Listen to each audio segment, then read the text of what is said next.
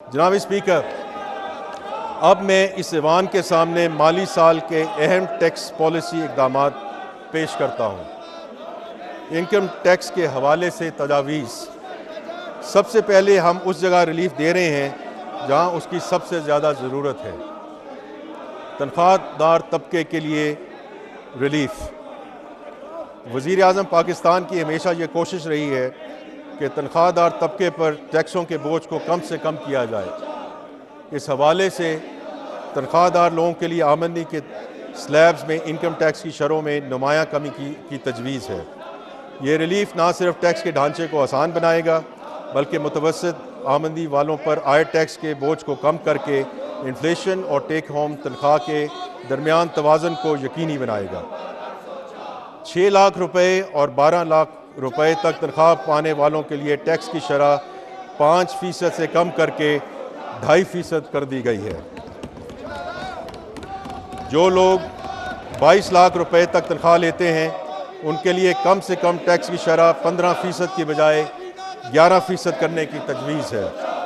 اسی طرح زیادہ تنخواہیں حاصل کرنے والوں کے لیے بھی ٹیکس کی شرح میں کمی کی تجویز دی جا رہی ہے۔ 1 لاکھ روپے تک تنخواہ لینے والوں کے لیے ٹیکس کی شرح 25% سے کم کر کے 23% کرنے کی تجویز ہے۔ یہ اقدام ٹیکسوں کو منصفانہ بنانے اور ٹیکس ادا کرنے والے تنخواہ دار افراد پر بوجھ کو کم کرنے کے لیے حکومتی عزم کا آئینہ دار ہے۔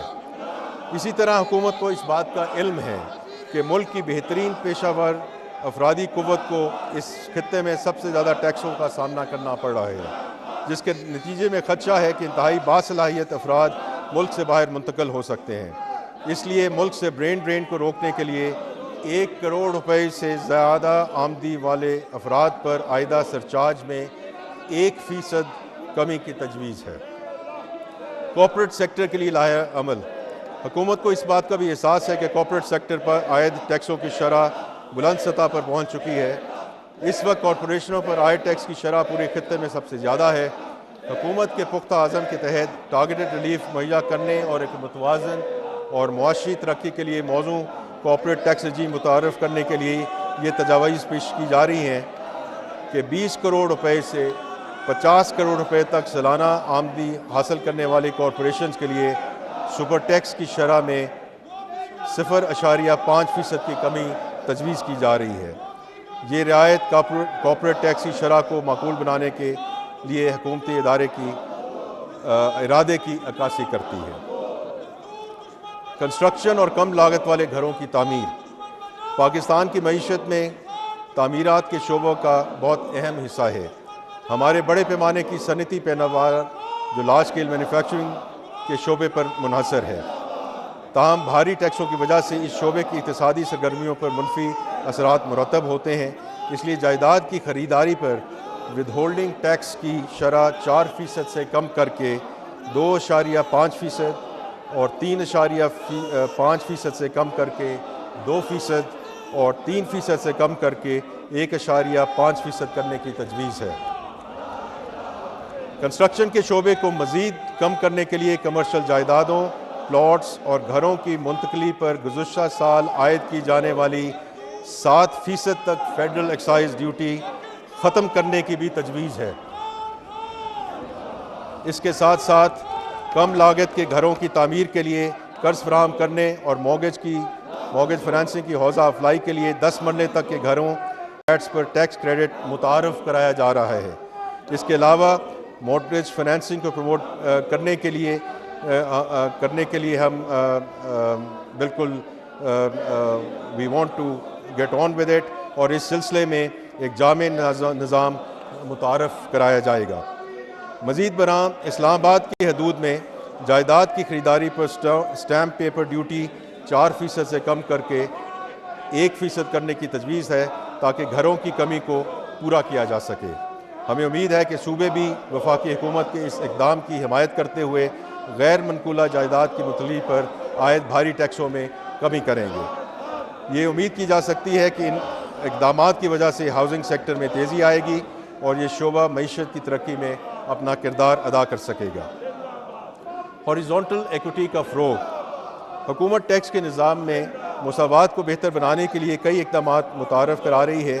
یہ دیکھا گیا ہے کہ جہاں کمانے والے لوگ اپنی تنخواہ اور کاروبار سے ہونے والے آمدنی پر بھاری ٹیکس ادا کرتے ہیں، وہاں غیر فعال طریقے سے کمانے والے اور قرض پر منافع حاصل کرنے والے نسبتاً کم ٹیکس ادا کرتے ہیں۔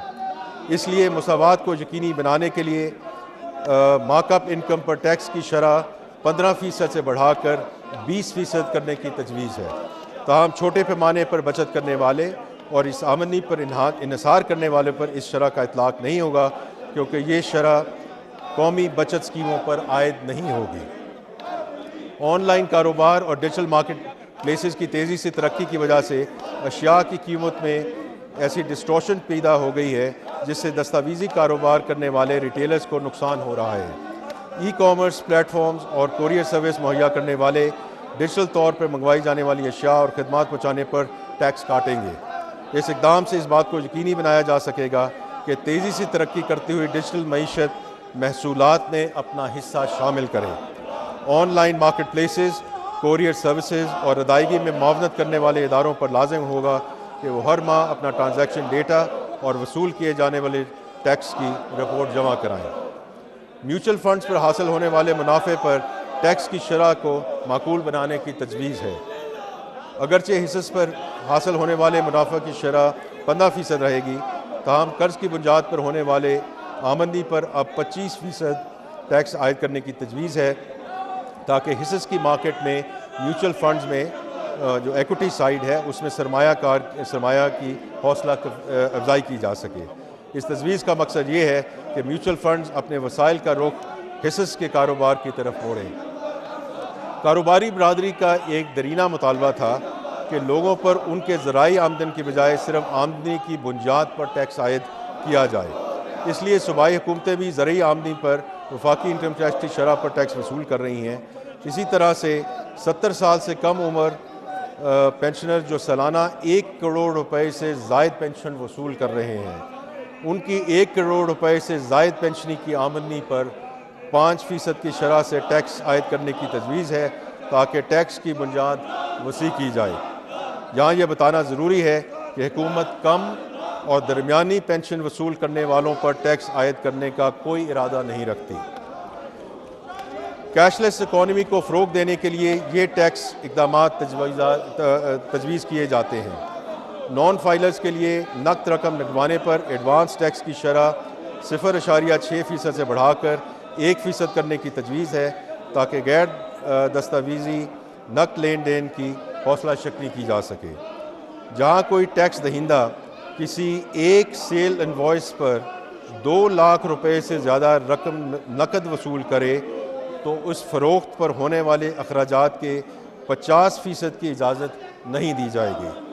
اس سلسلے میں اگلے مالی سال کے دوران مزید اقدامات لیے جائیں گے۔ جناب اسپیکر، انکم ٹیکس میں بے قاعدگیوں کا خاتمہ، ہم خامیوں کو دور کرنے، مساوات کو بہتر بنانے اور ٹیکس قوانین کی پاسداری کو آسان بنانے کے لیے ضروری اصلاحات کر رہے ہیں۔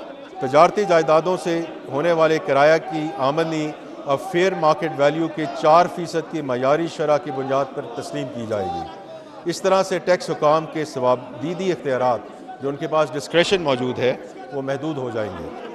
اپیلوں کا طریقہ کار بھی معقول بنایا جا رہا ہے۔ ٹیکس دہندگان اپنی اپیلیں کمشنر اپیلز یا براہ راست اپیلٹ ٹریبونل کو پیش کر سکیں گے۔